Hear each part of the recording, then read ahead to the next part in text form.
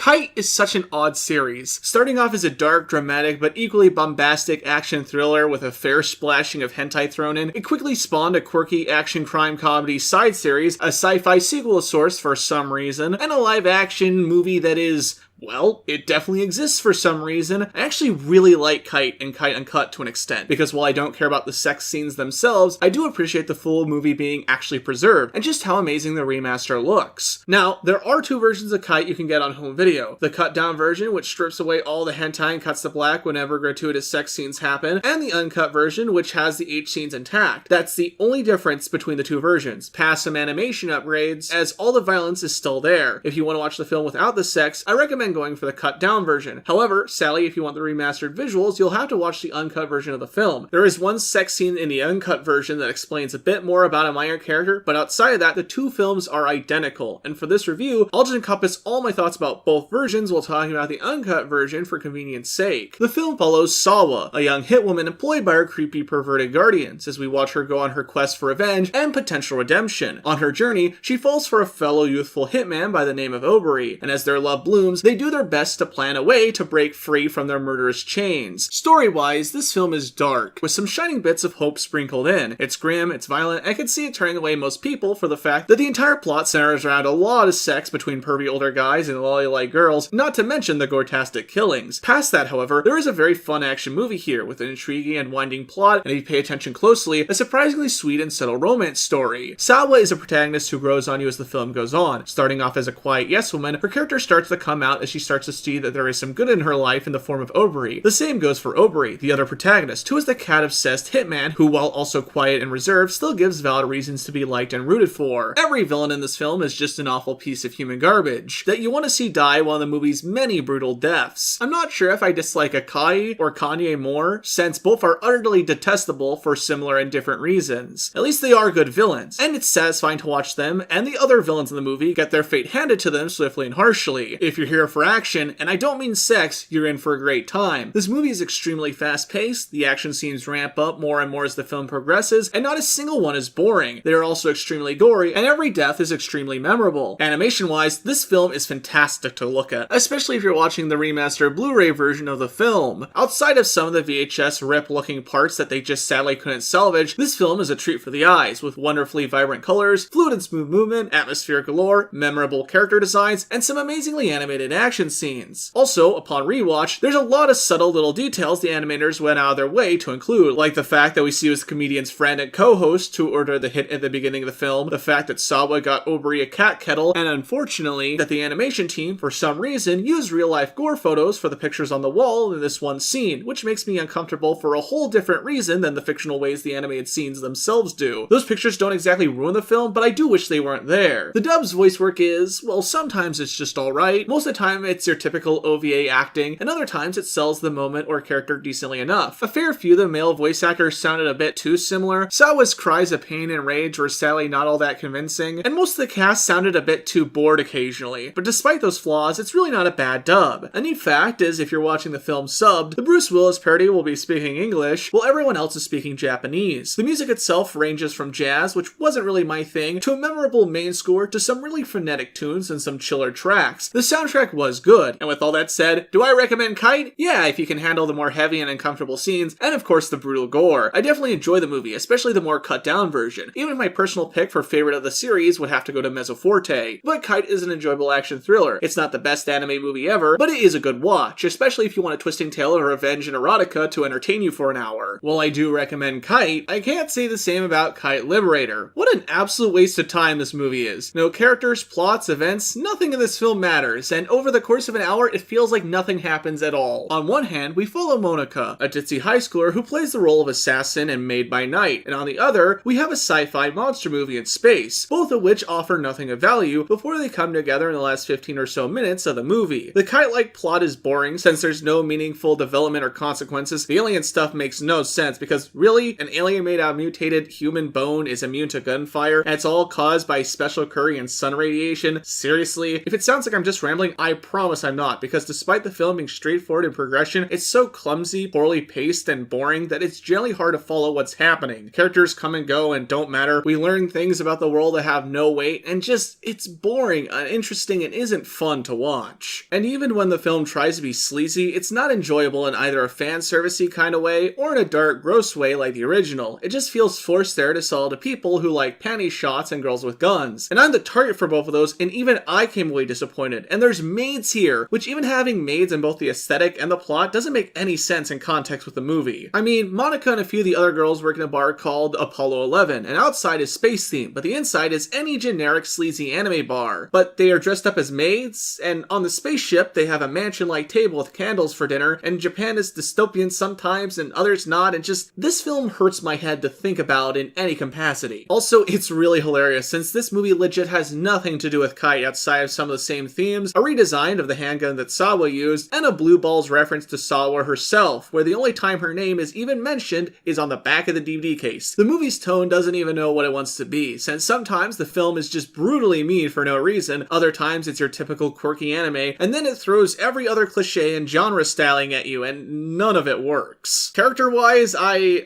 liked Azuki, Monika's friend, sister, whatever she was. Not that she really had any big part in the plot, but at least she wasn't insufferable. Mukai was an alright character, and Monica herself is also alright, just kind of boring and flat. Gaga, while a bit of a creep, was just generic, and I flat out hated everyone else in the cast. Especially the maid's main boss, who was just obnoxious and didn't get any kind of justice brought his way, despite being a part of some really bad stuff in the film. The action here was, wow. How do you make schoolgirls with guns doing cool stunts and fighting aliens boring? This film did it, and it's just so dull and uninspired. Animation-wise, what an ugly looking film, especially compared to the first movie. The animation is at best painfully average, and at worst, disgustingly disorienting. With awful use of CG mixed with 2D animation where the scaling is all off, just bad CG in general, and the only real plus I can give the film in the animation department is I actually do like the girls' designs and the references to Mikura and Gundam in one scene. The voice acting here ranged from lifeless to downright atrocious. It's funny, some of the only alright voice acting, and I really do mean alright at best, came from some voice actors I actually like, which was Haru and Sojiru's voice actors from Persona 5. And again, Azuki was probably the best voice here, along with Mukai. The maid's boss was definitely the worst, doing an obnoxiously cartoonish voice that made me grimace each time I had to listen to it. The music was actually alright, just extremely generic, and the amount of stock sound effects here, like the sounds used for the doors in Doom and other various cheap stock effects, was really humorous to me. And with all that said, just go watch Kite if you want a decent schoolgirl assassin story, or watch Mezzo Forte if you want an actual sequel to Kite, since yeah, that is a sequel if you look at Sawa's ears. This movie is just bad, and both watching and talking about it is honestly really exhausting. Wow, you know, after watching Kite 2014, I take almost everything back about Kite Liberator. Sure, that has its issues, and I'm not the biggest fan of it still, but I'd rather sit through it twice over, or literally as many times as I would have to never ever sit through this abysmal film ever again. Take the basic plot of the 45-minute cut down version of Kite, you know, with a corrupt cop that has a younger girl go and kill criminals, and that's it. You get 2 recreated scenes from the anime and nothing else, which is for the better, since what they do adapt is flat out awful. Everything else here is new, from the stupid drug-induced amnesia setup to the fact that Obri and Sawa were friends, and just everything else. It's all the most generic, shitty sci-fi dystopian revenge plot you can think of. Also, the writing for the film is just simply the worst, with every plotline, bit of dialogue, and setup seeming like baby's first genre movie. Also, there's a kite.